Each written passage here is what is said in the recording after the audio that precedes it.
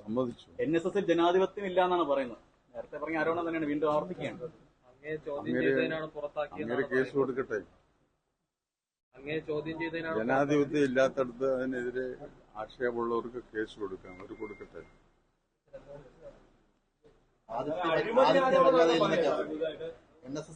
അയാളുടെ അതിനൊന്നും മറുപടി പറയാൻ ഞാനില്ല.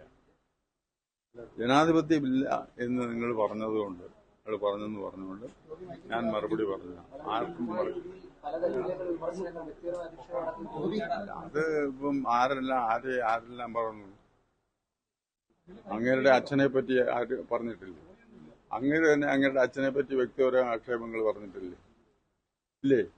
ആ അച്ഛൻ മകനോട് പറഞ്ഞു, നീ NSS ജനറൽ സെക്രട്ടറിയും NSSനെയും സ്നേഹിച്ചു വേണം ജീവിക്കാൻ എന്ന് അച്ഛൻ എനിക്ക് ഒരു ഉപദേശം തന്നിട്ടുണ്ട്. ഞാൻ അതനുസരിച്ച് ചെയ്യും എന്ന് പറഞ്ഞിട്ട് എത്ര ദിവസമായി? ഈ എളുപ്പന്നല്ലേ? അത് ഞാൻ പറയുന്നില്ല. ഈ 43 പേർക്ക് ജോലി നൽകിയതൊക്കെ ഈ സ്വജാവക്ഷേപമാണ്, കുടുംബത്തിൽ നിന്നുള്ള രീതിയിൽ ബന്ധുക്കളിൽ നിന്നാണ് പറഞ്ഞത്. അതൊക്കെ ഞാൻ പറഞ്ഞിട്ട് അവര് ഇതിനെല്ലാത്തിനും സമാധാനമുണ്ട്. ഇപ്പൊ കുറെ കൂട്ടര് NSSനെ ഇല്ലാതാക്കാൻ വേണ്ടി കേസുമായി നടക്കുന്നുണ്ട്. അത് കീഴ്ക്കോടതിയിലും ഹൈക്കോടതിയിലും സുപ്രീം കോടതിയിലും അവരുടെ ഒരു വാലായിട്ടാണ് ഇയാളിപ്പോ സംസാരിക്കുന്നത്.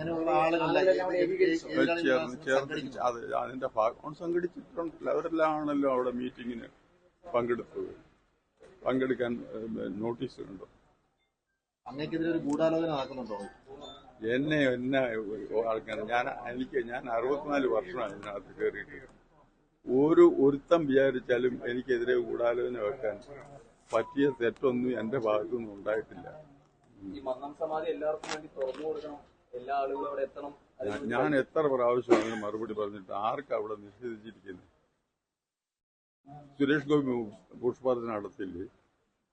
വൈസ് പ്രസിഡന്റ് പുഷ്പാർച്ചനയ്ക്ക് വന്നപ്പം വൈസ് പ്രസിഡന്റിനെ പുഷ്പാർച്ചന നടത്താണ്. പട്ടിയെ കയറ്റി അവിടെ പരിശോധിക്കണം. ഞങ്ങൾ ഈശ്വര തുല്യം ആരാധിക്കുന്ന ഒരു ക്ഷേത്രമാണ്. അതിനകത്ത് പട്ടിയെ കയറിയിട്ട് ആരും അവിടെ അദ്ദേഹത്തെ ആദരിക്കേണ്ടെന്ന് പറഞ്ഞു. അത് ഞാൻ പറയേണ്ട എന്റെ കടമയാണ്. NSS ചായക്ക് ഇങ്ങനെ രൂക്ഷ വിമർശനം ഉന്നയിക്കുന്നത് ഈ പത്തനാപുരത്തെ വിഷയങ്ങളും